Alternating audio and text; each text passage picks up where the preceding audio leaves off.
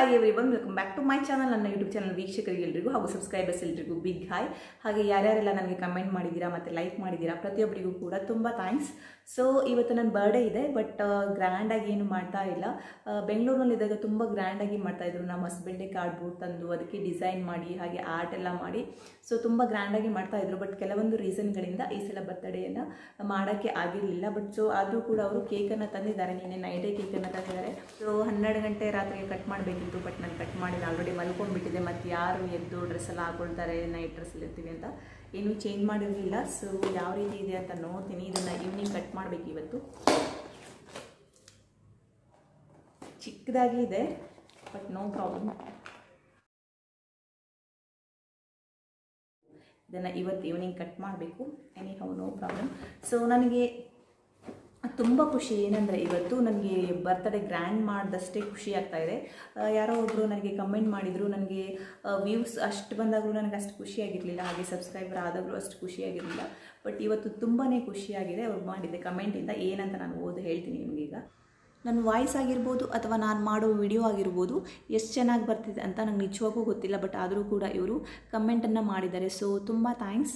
ಇವ್ರು ಏನು ಕಮೆಂಟ್ ಮಾಡಿದ್ದಾರೆ ಅಂದರೆ, good morning sweet voice beautiful rose, one more excellent video watching, your cooking skill highly improved, your channel well developed, you can do wonders, you one of the best cook in the world.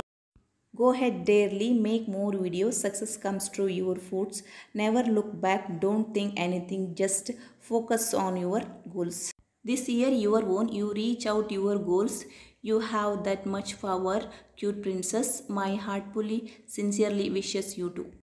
So ನಿಜವಾಗೂ ನನಗೆ ತುಂಬ ಅಂದರೆ ತುಂಬ ಖುಷಿ ಆಗ್ತಿದೆ. ನನ್ನ birthday ದಿನವೇ ನನಗೆ ಈ ರೀತಿಯಾಗಿ ಕಮೆಂಟ್ ಬಂದಿದೆ ಅಂತ. ನಾನು ಕೂಡ ಅಷ್ಟೇ ಸಿನ್ಸಿಯರಾಗಿ ಹಾರ್ಟಿಂದ ಹೇಳ್ತೀನಿ, ಅವರಿಗೂ ಕೂಡ ತುಂಬ ಒಳ್ಳೆಯದಾಗಲಿ, ದೇವರು ಈಚ್ ಆ್ಯಂಡ್ ಎವ್ರಿ ಮಿನಿಟ್ ಅವರಿಗೆ ಒಳ್ಳೇದು ಮಾಡಲಿ ಅಂತ ನಾನು ಕೂಡ ದೇವರಲ್ಲಿ ಕೇಳ್ಕೊಳ್ತೀನಿ. ಹಾಗೆ ಅವರು ಏನೇ ಕೆಲಸ ಮಾಡಲಿ ಅಥವಾ ಬಿಸ್ನೆಸ್ ಮಾಡಲಿ ಅದರಲ್ಲೂ ಕೂಡ ಅವ್ರ ಬ್ರೈಟ್ ಫ್ಯೂಚರ್ಗೆ ಒಳ್ಳೆಯದಾಗಲಿ ಅಂತ ಕೇಳ್ಕೊಳ್ತೀನಿ. ಹಾಗೆಯೇ ಇವತ್ತು ನಾವು ಒಣ ಖರ್ಜೂರದಿಂದ ಪಾಯಸವನ್ನು ಅಥವಾ ಖೀರನ್ನು ಯಾವ ರೀತಿ ಮಾಡೋದು ಅಂತ ನೋಡ್ಕೊಂಬರೋಣ. ನಾನಿಲ್ಲಿ 8 ರಿಂದ 10 ಆಗುವಷ್ಟು ಒಣ ಖರ್ಜೂರವನ್ನು ತೊಗೊಂಡಿದ್ದೀನಿ. ಹಾಗೆಯೇ 5 ರಿಂದ 6 ಆಗುವಷ್ಟು ಬಾದಾಮಿಯನ್ನು ಸಹ ತೊಗೊಂಡಿದ್ದೀನಿ. ಇದೆರಡನ್ನು ಓವರ್ನೈಟ್ ನೆನೆಸಿಟ್ಕೊಂಡಿದ್ದು.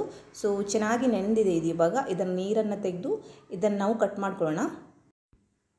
ಬಾದಾಮಿ ಸಿಪ್ಪೆಯನ್ನು ನೀವು ಬೇಕಂದರೆ ರಿಮೂವ್ ಮಾಡ್ಕೋಬೋದು, ಇಲ್ಲಾಂದರೆ ಹಾಗೆ ಇಟ್ಕೊಂಡ್ರೆ ತುಂಬ ಚೆನ್ನಾಗಿರುತ್ತೆ. ಯಾಕಂದರೆ ಸಿಪ್ಪೆಯಲ್ಲೂ ಕೂಡ ಪ್ರೋಟೀನ್ ಎಲ್ಲ ಇರುತ್ತೆ. ಸೊ ನಾನು ಅದನ್ನು ಹಾಗೇ ಹಾಕ್ಕೊಳ್ತಾ ಇದ್ದೀನಿ.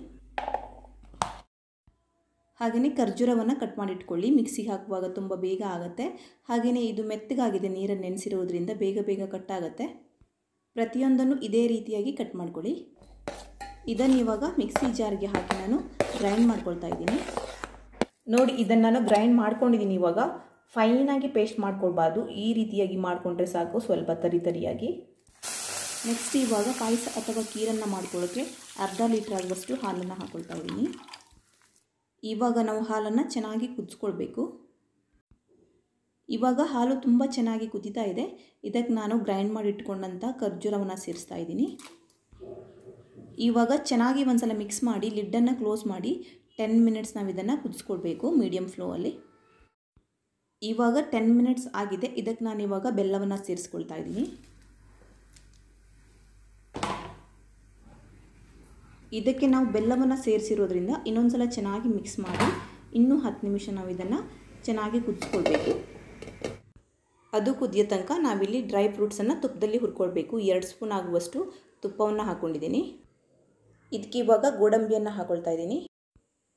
ಇದನ್ನು ನಾವು ಇವಾಗ 2 ಮಿನಿಟ್ಸ್ ಫ್ರೈ ಮಾಡಬೇಕು. ಹಾಗೆಯೇ ನೆಕ್ಸ್ಟ್ ಇದಕ್ಕೆ ಒಣ ದ್ರಾಕ್ಷಿಯನ್ನು ಸಹ ಸೇರಿಸ್ಕೊಳ್ತಾ ಇದ್ದೀನಿ. ಸೊ ಇದನ್ನು ಅಷ್ಟೇ 1 ಮಿನಿಟ್ ಅಥವಾ 2 ಮಿನಿಟ್ಸ್ ಹುರ್ಕೊಂಡ್ರೆ ಸಾಕು. ಸೊ ಆಗಿದೆ ಇವಾಗಿದು. ಇವಾಗ ಇದು ಕೂಡ 10 ನಿಮಿಷ ಆಗಿದೆ. ತುಂಬ ಚೆನ್ನಾಗಿ ಕುದ್ದಿದೆ ನೋಡಿ. ಸೊ ಕರೆಕ್ಟಾಗಿ ಖೀರ್ ಅಥವಾ ಪಾಯಸ ರೆಡಿ ಆಗಿದೆ. ಸೊ ನಾನು ಇದಕ್ಕೆ ಡ್ರೈ ಫ್ರೂಟ್ಸನ್ನು ಸೇರಿಸ್ಕೊಳ್ತೀನಿ ಇವಾಗ. ಹಾಗೆಯೇ ಇವಾಗ ಇದಕ್ಕೆ ಏಲಕ್ಕಿಯನ್ನು ಕೂಡ ಹಾಕೊಳ್ಳಿ. ನಾನಿಲ್ಲಿ ಏಲಕ್ಕಿಯನ್ನು ಆ್ಯಡ್ ಮಾಡ್ತಾ ಇಲ್ಲ, ಯಾಕಂದರೆ ಸ್ಕಿಪ್ ಮಾಡ್ತಾ ಇದ್ದೀನಿ. ನಾನು ಅದನ್ನು ಅವಾಯ್ಡ್ ಮಾಡ್ತಾ ಇದ್ದೀನಿ. ಅದಕ್ಕೆ ಉಪ್ಪನ್ನು ಹಾಕ್ತೀನಿ. ಇದಕ್ಕೆ ನಾನು ಇವಾಗ ಚಿಟಿಕೆ ಆಗುವಷ್ಟು ಉಪ್ಪನ್ನು ಸೇರಿಸ್ತಾ ಇದ್ದೀನಿ ರುಚಿಗೆ. ಸೊ ನೋಡಿ, ತುಂಬ ಟೇಸ್ಟಾಗಿ ಬರುತ್ತೆ ಈ ರೀತಿಯಾಗಿ ಪಾಯಸ ಮಾಡಿಕೊಂಡ್ರೆ. ಹಾಗೆಯೇ ಇದನ್ನು ತಣ್ಣಗಾದ್ಮೇಲೆ ತಿಂದರೆ ಇನ್ನೂ ಕೂಡ ಟೇಸ್ಟ್ ಆಗುತ್ತೆ. ಸಮ್ಮರ್ ಸೀಸನ್ಗಂತೂ ತುಂಬ ಒಳ್ಳೆಯದಾಗುತ್ತೆ ಈ ರೀತಿಯಾಗಿ ಮಾಡಿಕೊಂಡ್ರೆ. ಸೊ ಇವಾಗ ನಾವು ಪಾಯಸವನ್ನು ಸರ್ವ್ ಮಾಡ್ಕೊಳ್ಳೋಣ.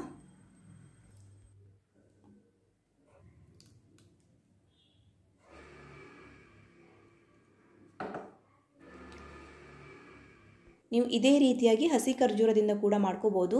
ನೋಡಿ ಇವಾಗ ತುಂಬಾ ಟೇಸ್ಟಿಯಾಗಿರೋ ಒಣ ಖರ್ಜೂರದ ಪಾಯಸ ಅಥವಾ ಖೀರ್ ರೆಡಿಯಾಗಿದೆ. ಸೊ ನೀವು ಕೂಡ ಇದನ್ನು ಟ್ರೈ ಮಾಡಿ ನೋಡಿ, ತುಂಬ ಇಷ್ಟಪಡ್ತಾರೆ ಪ್ರತಿಯೊಬ್ಬರು ಕೂಡ. ಹೇಗಾಯಿತು ಅಂತ ನನಗೆ ಕಮೆಂಟ್ ಬಾಕ್ಸಲ್ಲಿ ತಿಳಿಸಿ.